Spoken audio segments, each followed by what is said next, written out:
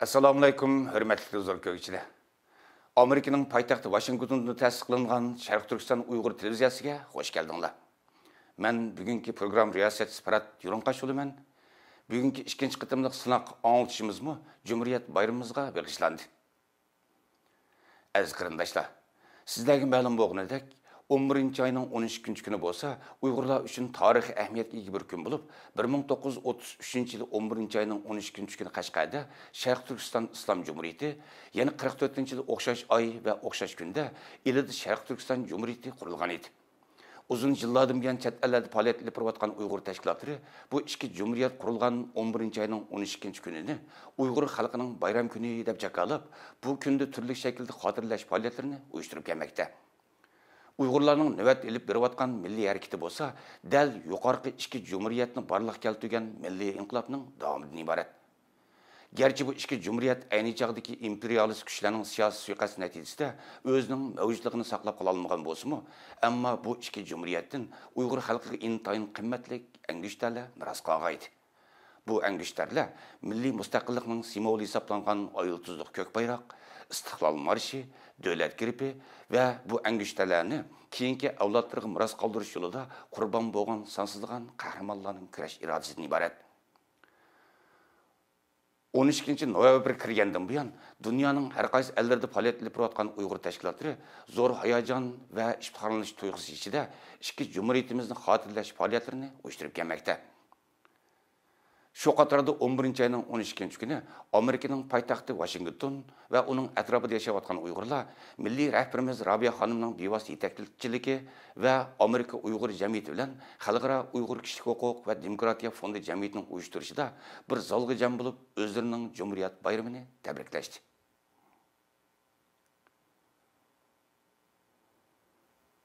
Bu qitimqi Cumhuriyet bayramini tabriklash murosimiga Dünya Uyg'ur qurultiyining bayonotchisi Olim Sitop apandi riyosatchilik qildi. Shuningga biz bugun davlat bayramimizni oldi bilan albatta o'zimizning davlat naqshini aytish bilan boshlaymiz.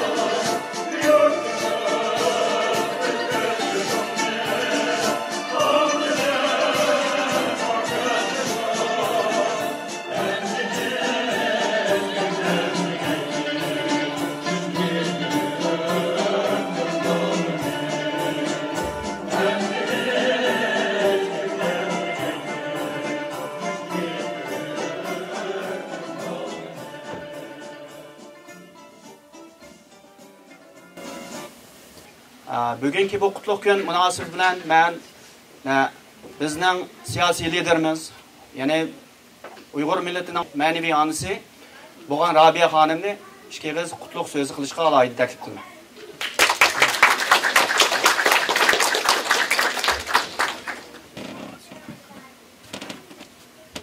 Assalomu alaykum. Men bir xil televizorda tabriklab o'tdim, yana shunday bo'lsa-mu, hammanglarning va hammamizning davlat bayramini chin ko'nglimdan tabriklayman. Shuning bilan birga bugun jiroq yaqindan o'sha kechida ishdan tushib, mening ishim bor, yerib ketdim demay, mushundaq bir 3 soat badal to'lashga chidab, badal to'laganga ugunib mushu maydonga hatto qo'shni shtatlardan otlab kelgan barliq xonim efendimlar, qahramonlarimiz, sabdoshlarimiz, qo'llag'uchilarimiz, butun dunyodagi intizor bo'lib turgan xalqlarning liderlari va ziyolilari va yetakchilari mushu so'ringa to'plashib o'tiribsizlar. Hatto yosh bolalarimizgacha sizlarni yana bir qitim davlat bayramimiz bilan, mustaqillik kunimiz bilan tabriklayman. Men chin ko'nglimdan rahmat aytaman. Rahmat sizlarga. Har bir bosgan qadaminglar Allohning yo'lida nazar. Vatanimizning ichida Sharq Turkistonda mayli G'uljida bo'lsin, mayli Qashqa, Oqsuvda bo'lsin, mayli Shimol Janubda bo'lsin, mayli Xotanda bo'lsin, birmi adam Sharq Turkistonning mustaqilligini tabriklashni og'zidan chiqarolmaydi, o'yiga akilalaydi. Shundaq bir so'rinda qandaq adam o'tira oladigan deb orzu qiladi. Oshundaq bir so'rinda bizmi bir kun o'tirib o'lib ketsak mayli-ku deganlarni men anglagan. Mushundaq Sharq Turkistonning bir mustaqillik kunida, mushundaq bir sharafli kunda biz qurbon hayit qilamiz, ro'za hayit qilamiz. U bizning diniy hayitimiz. Bizning millatimizning bir milliy hayiti mana bugun. Mushu kun.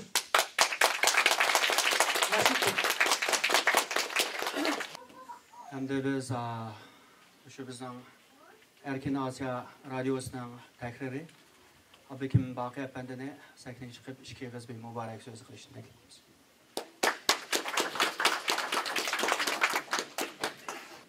Salam hammalarga.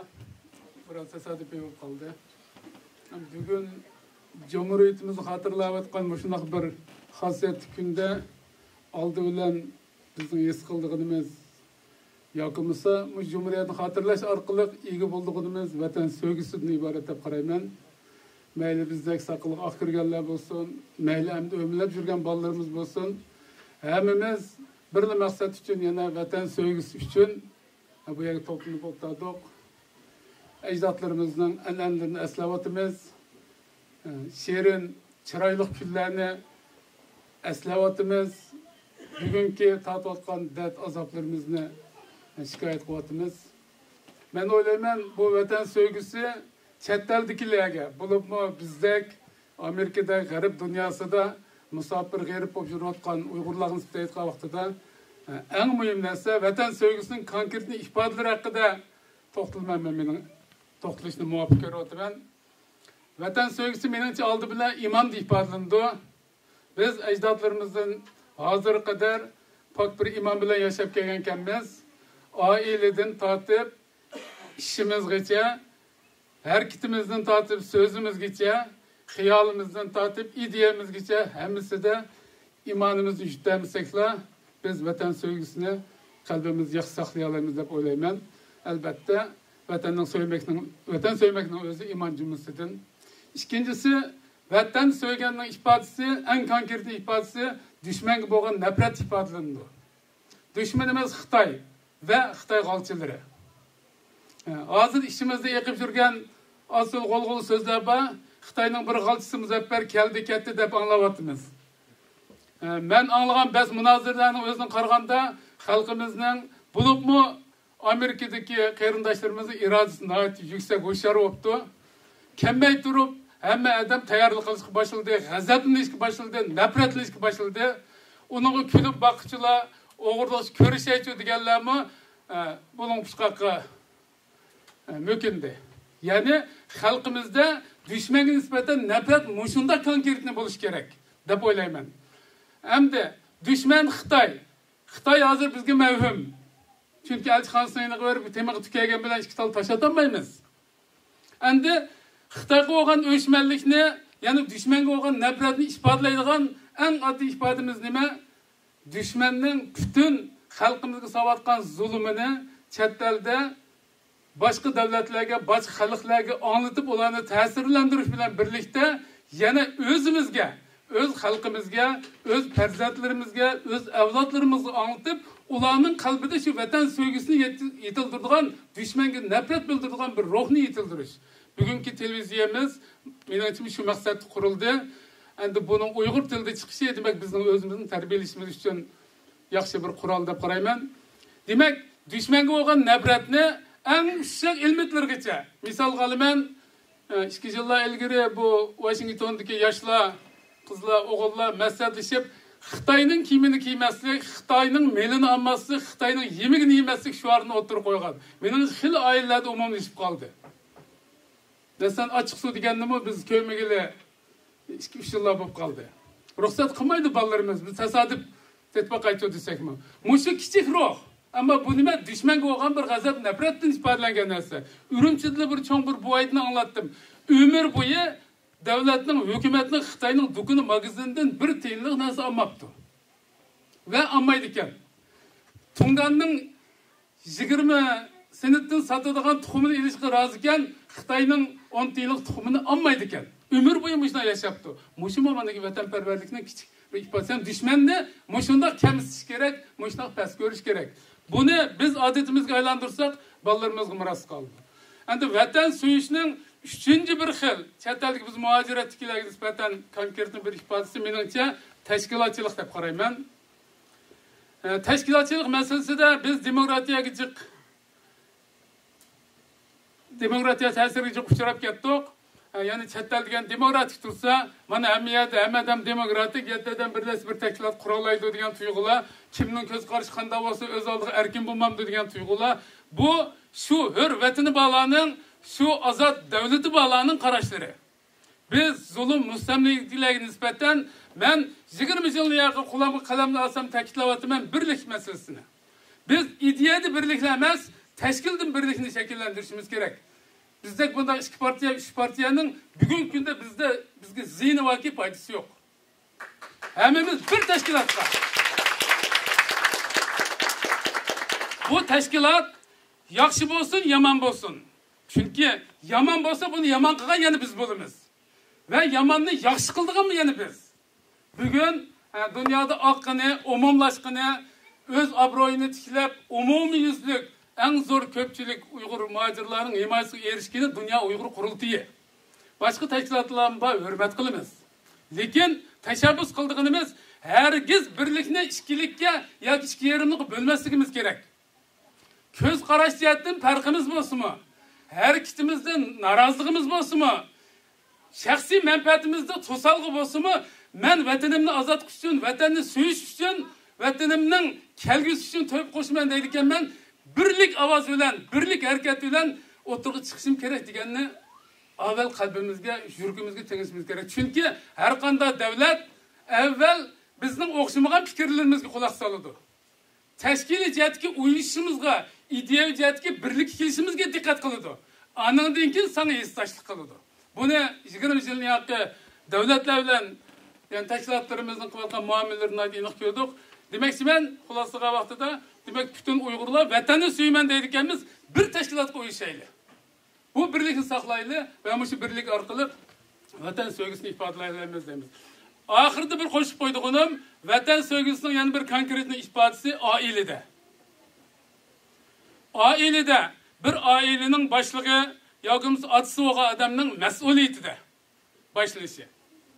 Ya'ni demakchi men bir oilaning inoqligi, bir ailede farzandlarga ilib berilgan tarbiya yoki ota-onaning ulgu bo'lishi bu vaqt kelgan vaqtida ilqi tashkilotnimi yoki umumiy muhojiratga cho'ng guruhnimi va bir millatning xarakterini, sifatini belgilab qo'ydigan konkret omil bo'lib qoldi. Chunki bir oilaning ichida imoniy aqida bo'lmasa nima bo'ladi? Bir oilaning ichida dadasi aroq ichsa, nash cheksa, bolasi nima bo'ldi? Bir ailede dadisi talat yügrep жүрсе, öydeki mesuliyetini üstüge alamazsa ne buludu? Ayallam xudu şunun oxşaş. Yani ailede mening muşu bir aile, mening bir vatinim. Vatinimning tunji notisi muşu. Buni qanchalik pabilab, yani ayolni qanchalik qadrlab, balani qanchalik qadrlab, shuningga aqlimizni ajirtib, vaqtimizni ajirtib, pulimizni ajirtib tarbiyalasak, yetaklasak, bu baladan, bu xotindan yoki oilaga, bu erdan umid bor. Yani vatan millatni suyish uchun. Agar bu nuqtaga sal qarab qo'ysak, u vatan bir yoqda qilib, so'tqishga boradigan ish chiqadi. Ko'ngilsizliklar bo'ldi, baxtsizliklar bo'ldi. Demek vatan suyish uchun oilani so'y demakman. Oxirida hammanglarning oilasiga baxt tilayman.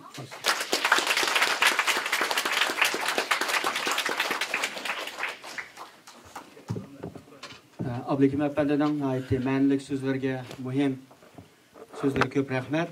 Biz hozir endi shu Uyg'ur Amerika birlashmasining muavin raisi Elshad Hasan efendi bugungi bu faoliyatimizga yana davlat bayramini tabriklash munosabati bilan alohida bir she'r tayyorlab kelibdi. Shuningga Elshad efendining sahnada bu bayramimizni bir muboraklash bilan she'rni o'qib berishni umid qilaman. Rahmat.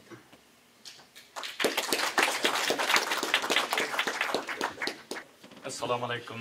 Aziz Şarq Türkistan qarindoshlar. Bugun oldi bilan hammanglarningki davlat bayraminglarni muboraklayman. Ming qitim tug'ilsam Uyg'ur bo'laman. Ajabmi upirding aziz millatim. Dengizning dushmani tik qiyo tashdek. Uyingda bog'landing asir sen şu an. Buruningda qon hidi, beshingda kaltak. Üstünge yüklengen bu eğir yükler, küçüğünden min hassa artık kilidu. Sen kandak çidaysen bu bir mucize, sana min apirin azlık kılıdu. Tomurun kesildi dünya habersiz. Düşmenin deydu bu ebedi zafer.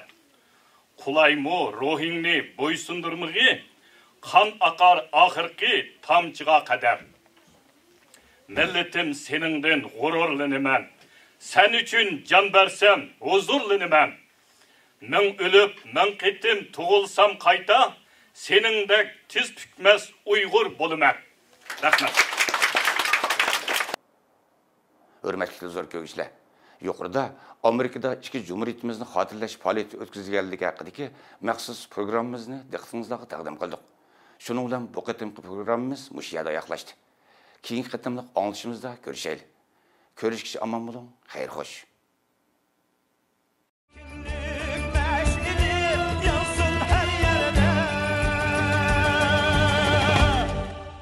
Yansın her yerde